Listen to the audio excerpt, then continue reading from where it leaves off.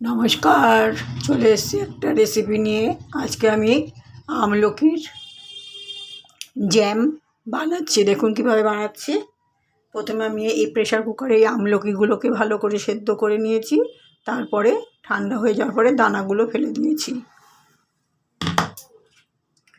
আর কালারটা সুন্দর আসবার জন্য আমি এই বিটটাকে কেটে নিয়েছি। এবার ভালো করে একটা পেস্ট বানিয়ে দেব, কালারটা ভালো আসবে এই কারণে। এবার আমি একটা এই বিট রুটটা ব্যবহার করছি।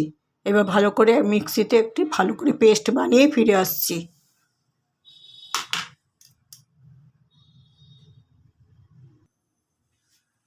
এই যে এরকম মিহি পেস্ট তৈরি করে নিয়েছি। এবার আমি কড়া বসিয়ে দিয়েছি। এবার আমি বসিয়ে দিচ্ছি জ্যামটা তৈরি করব। আমলকি এবং বিট দুটো একসাথে।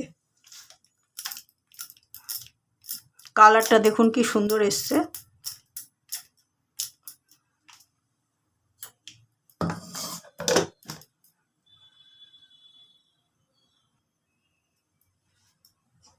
দিয়ে দিচ্ছি সামান্য একটু নুন,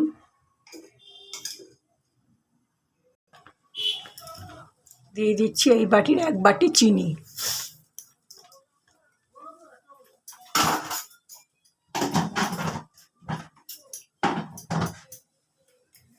এখানে আমার 8খানা আমলকি আছে আর 1খানা বিট দিলাম মাঝারি সাইজের, সেহেতু আমি 1 বাটি চিনি ব্যবহার করলাম।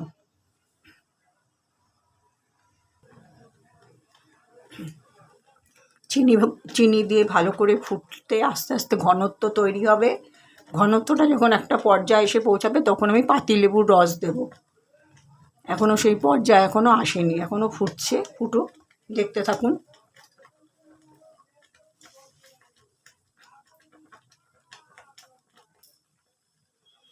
আপনারা বাড়িতে অনায়াসে তৈরি করে নিতে পারবেন এরকম জ্যাম বা জেলি। দেখুন কত অপূর্ব।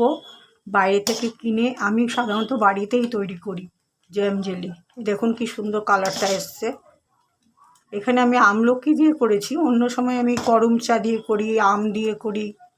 আজকে আমলকি আর বিট এই দুটো একসাথে মিশিয়ে করছি। বিটটা দেওয়াতে কালারটাও খুব ভালো এসছে। পাইনাপেল দিয়েও করি।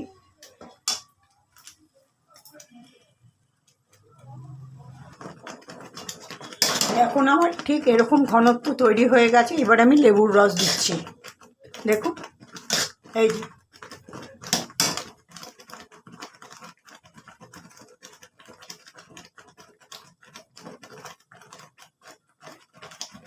আমি মোট 2খানা পাতিলেবু ব্যবহার করব।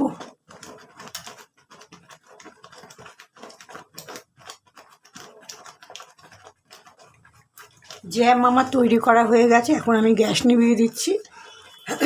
আমি এটাকে যেহেতু আমি কাচের শিশির মধ্যে ঢালবো, সেহেতু আমি এখানে ভিডিওটা এখানেই শেষ করলাম। দেখো, আমি আগামীকাল একটা নতুন রেসিপি নিয়ে আসবো। সবাই ভালো থাকবেন। নমস্কার। আমি গ্যাসটা এক্ষুনি নিভিয়ে দিচ্ছি। সবাই ভালো থাকবেন। নতুন রেসিপি আগামীকাল নিয়ে আসবো। ঠিক এই পজিশনটা যখন আসবে তখনই গ্যাসটা নিভিয়ে দেবেন। গ্যাস নিভিয়ে দিলাম। নমস্কার।